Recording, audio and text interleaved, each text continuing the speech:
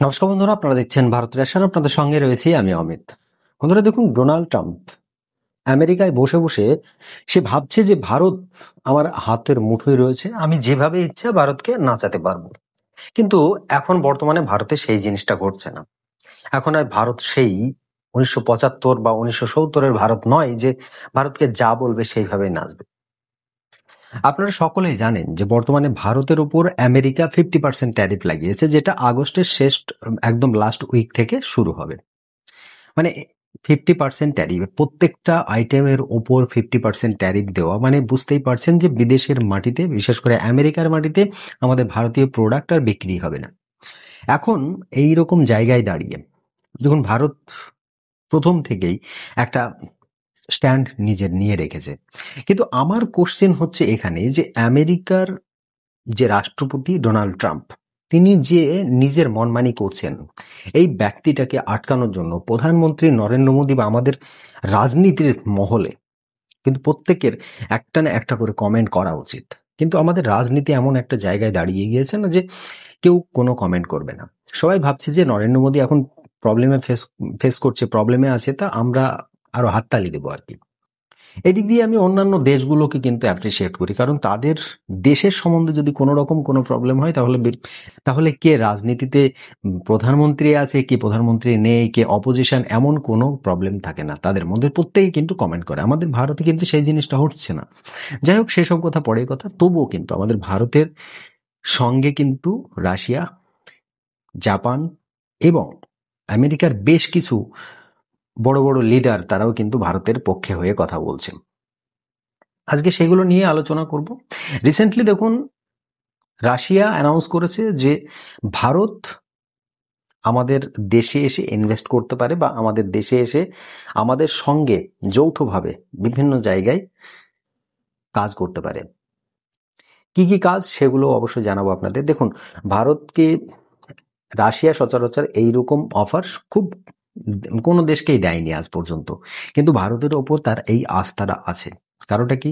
ভারত যেভাবে রাশিয়াকে এই যে দূর সময়ে, রাশিয়া এবং ইউক্রেন যুদ্ধের সময়ে রাশিয়ার সঙ্গে যে অয়েল পারচেস করে, ক্রুড অয়েল পারচেস করে আমাদের ভারতের অর্থনীতিকে যেভাবে স্ট্যান্ড রেখেছিল, সেরকমভাবে রাশিয়ারও কিন্তু কোথাও না কোথাও হেল্প হয়েছিল।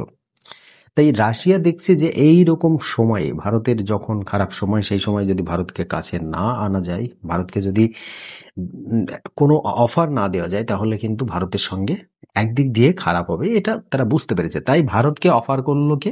রাশিয়া। কি অফার করলো? আপনারা সকলেই জানেন যে নর্থ সি, যেটা দক্ষিণ আহ, দিক দিয়ে আমাদের যেমন ভারত মহাসাগর রয়েছে আর অন্যান্য মহাসাগর রয়েছে, সেই রকম উত্তর দিকে নর্থ সি রয়েছে, মানে উত্তর সাগর রয়েছে। আর এই উত্তরী সাগর কিন্তু সারা বছর বরফে ঢাকা থাকে। কিন্তু রিসেন্ট এমন একটা সময় আসছে, যে সময়টাই কিন্তু রাশিয়ার উত্তর দিক দিয়ে কিছু এরিয়ার একটা সমুদ্রপথ তৈরি হতে চলেছে। আর এই সমুদ্রপথটা কিন্তু আগামী দিনে খুব পপুলার হতে যাবে। কারণ আপনারা যদি দেখেন যে আমরা জাপান বা এই সাইড থেকে যদি আমেরিকা বা ইউরোপের দিকে যেতে যাই, তাহলে মালাক্কা হয়ে আমাদের ভারত মহাসাগর হয়ে সুয়েজ খাল হয়ে যদি আমরা যাই, তাহলে পরে প্রায় 20,000-এর ওপরে আমাদের যে রাস্তাটা সেটা হয়ে যায়। কিন্তু সেই 20,000 রাস্তাটাকে কভার করতে অনেক দিন টাইম লেগে যায়। এতে সময় এবং অর্থ দুটি কিন্তু বেশি পরিমাণে লাগে।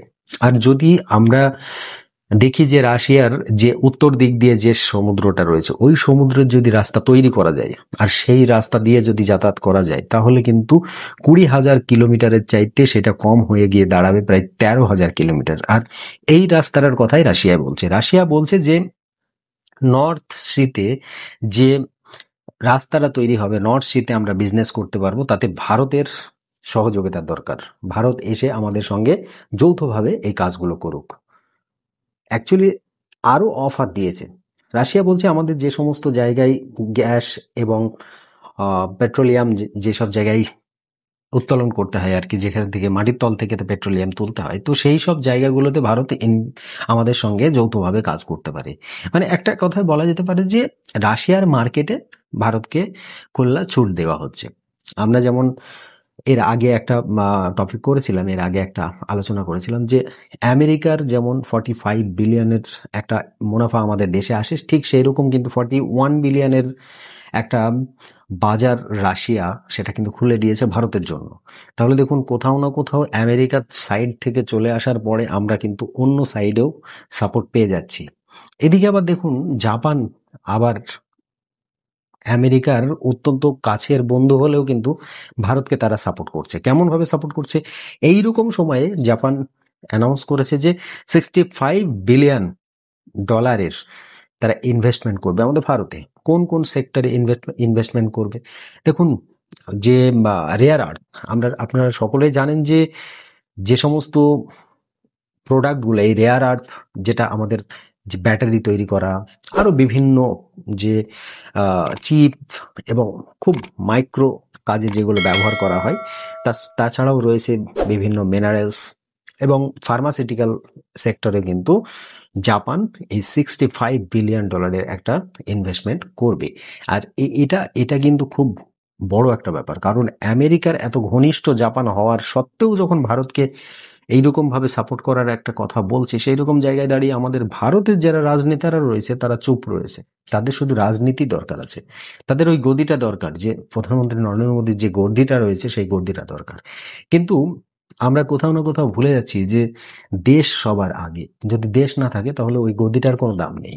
তাই দেশ যদি ওই আগে যেমন আমরা ইস্ট ইন্ডিয়া কোম্পানির আন্ডারে ছিলাম, 200 বছর রাজত্ব করেছে ইস্ট ইন্ডিয়া কোম্পানি আমাদের ভারতবর্ষে, ঠিক সেই রকম এখন আমেরিকা রাজত্ব করতে চাইছে। আর এই রাজত্ব করার জন্য আমাদের দেশের মধ্যে কতগুলো রাজনেতা রয়েছে, তাদেরকে আমি রাজনেতা বলবো না, তাদেরকে ওই তালওয়া চাটা কুত্তা বলবো, তারা সাপোর্ট করছে আমেরিকাকে, বলা যেতে পারে। না হলে এত সাহস হয় কোথা থেকে?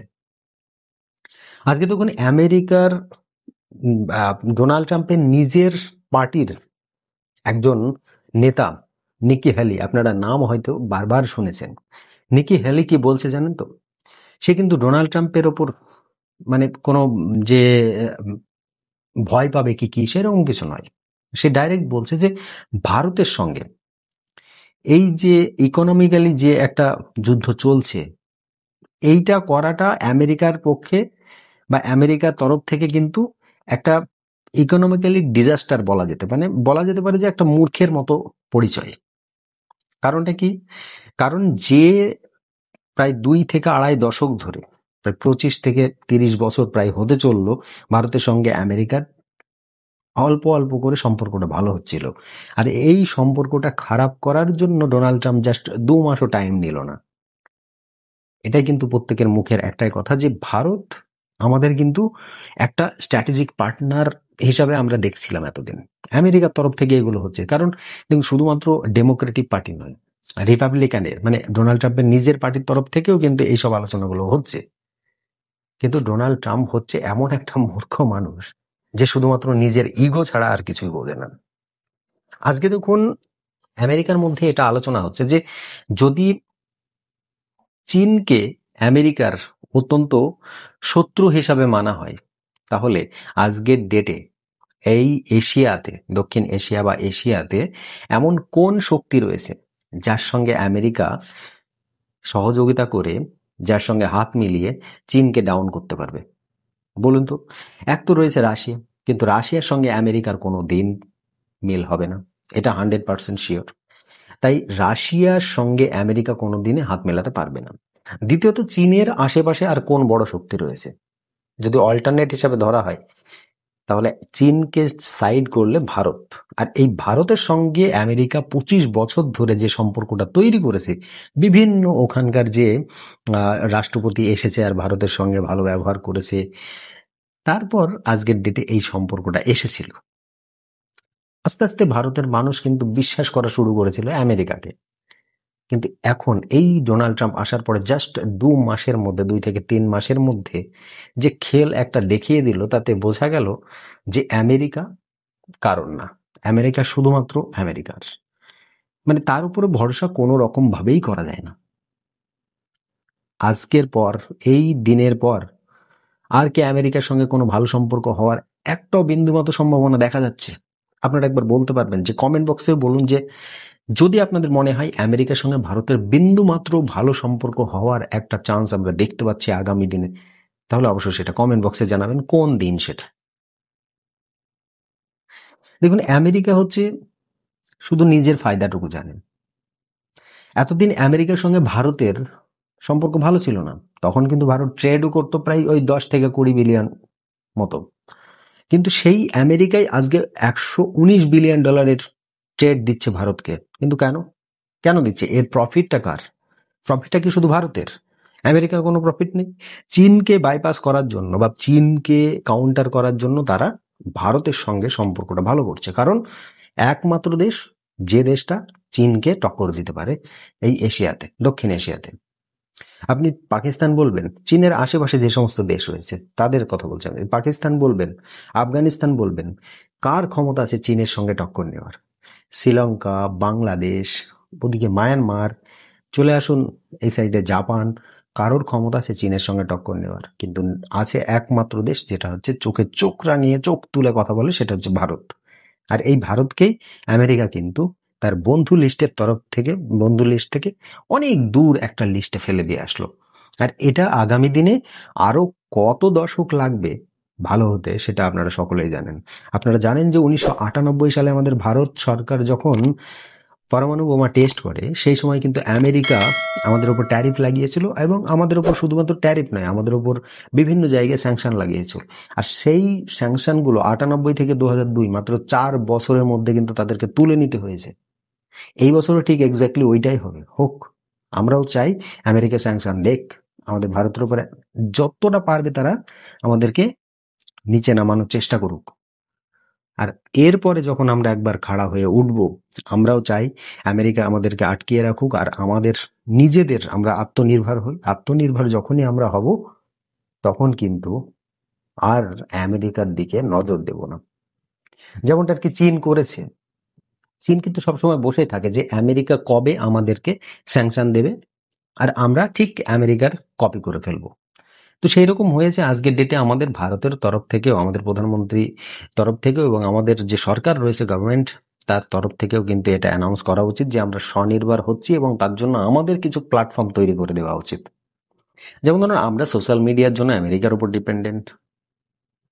আমরা এই যে আপনাদের সামনে আমি যে আলোচনাটা করছি, সেই আলোচনাটা কোথায় করছি? ইউটিউব। এটাও কিন্তু আমেরিকার একটা কোম্পানি। আমাদের ভারতের কোনো একটা সিঙ্গেল কোম্পানি কিন্তু এখানে নেই। তাই এইগুলোকে প্রমোট করতে হবে। আমাদের ভারত সরকার যদি এইসবগুলো প্রমোট করে, আমাদের ভারতের যে সমস্ত প্ল্যাটফর্মগুলো সেগুলো তৈরি করে, এবং আমেরিকায় যে বড় বড় কোম্পানি রয়েছে তার সিইও এবং বড় বড় আধিকারিক যারা রয়েছে তারা কিন্তু আমাদের ভারতের, তাহলে তারা যদি ভারতীয় হয়ে গিয়ে আমেরিকাতে কাজ করে আমেরিকাকে উন্নতি করতে পারে, তাহলে তাদের ভারতে এসে ভারতে কাজ করতে কেন পারবে না? এটা আমাদের ভারত সরকারকে কোথাও না কোথাও বুঝতে হবে। আর এই জিনিসটা আমেরিকার কিছু কিছু রাজনেতারা এখন কিন্তু বুঝতে পেরেছে। তারা বলছে যে যেটা ঘটছে সেটা কিন্তু একদমই হওয়া উচিত নয়। এটা আমেরিকার জন্য ডিজাস্টার হতে চলেছে। কিন্তু ভারতের জন্য কোনো টেনশন নেই, ভারতের রাস্তা খোলা রয়েছে। আজকে আমেরিকা হাত সরিয়ে নেবে, এদিকে জাপান চলে আসলো, ওদিকে রাশিয়া সাপোর্ট দিয়ে দিয়েছে, ওদিকে চীন এসে আমাদের সঙ্গে আবার যে সমস্ত বা ট্রেড গুলো বন্ধ ছিল সেগুলো কিন্তু আবার শুরু হতে চলেছে। এখন খেলাটা কিন্তু অন্যরকম হয়ে যাবে। জিও পলিটিক্সের যে একটা ম্যাপ, সেই ম্যাপটা কিন্তু অন্যরকম হয়ে যাবে। তাই ডোনাল্ড ট্রাম্পের উচিত এই জায়গা থেকে খুব তাড়াতাড়ি বেরিয়ে অন্য কোনো জায়গায় গিয়ে একটু আটকে যাওয়ার। আর যাই হোক বন্ধুরা, আপনাদের কাছে একটা ছোট্ট কোশ্চেন করে যাব। ডোনাল্ড ট্রাম্পের এই যে নীতিটা, এটা হওয়াতে কি আমরা আগামী দিনে আত্মনির্ভর হতে পারবো? অবশ্যই সেটা কমেন্ট বক্সে লিখতে কিন্তু ভুলবেন না। আর আমার এই ছোট্ট চ্যানেলটিকে সাবস্ক্রাইব করে দেবেন, পাশে থাকা বেল আইকনটিও বাজিয়ে দেবেন। আর আমার এই প্রতিবেদন যদি ভালো লেগে থাকে অবশ্যই আরো সকলের কাছে শেয়ার করে দেবেন। আর আপনি একটা লাইক করে কমেন্ট কিন্তু অবশ্যই করে যাবেন। তো চলুন আজকের মতো এই প্রতিবেদন এখানে সমাপ্ত করব। সকলে ভালো থাকবেন, সুস্থ থাকবেন। ধন্যবাদ।